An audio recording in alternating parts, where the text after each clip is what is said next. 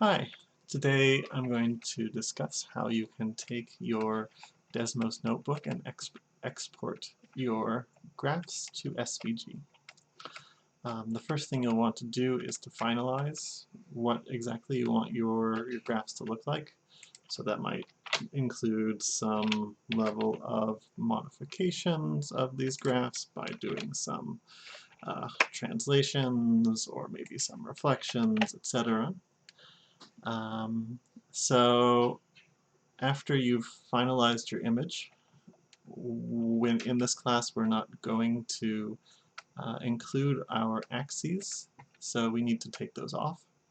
So if you go to this Graph Settings button and you click here, and you click on Remove the Grid, remove the x-axis, remove the y-axis, then you now have the pure version of your graph.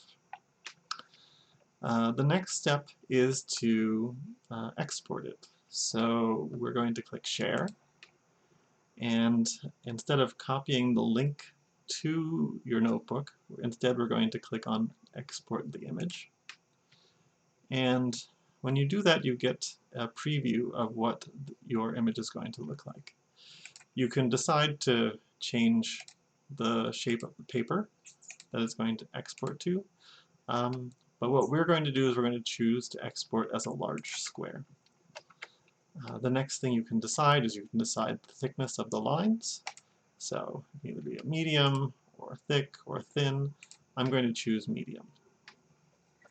The next step is to download the SVG. We do not want the PNG file. Instead, we click on this arrow and click on Download SVG.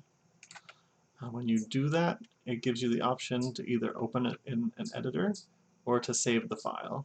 I suggest saving the file so that you'll be able to find it in the future.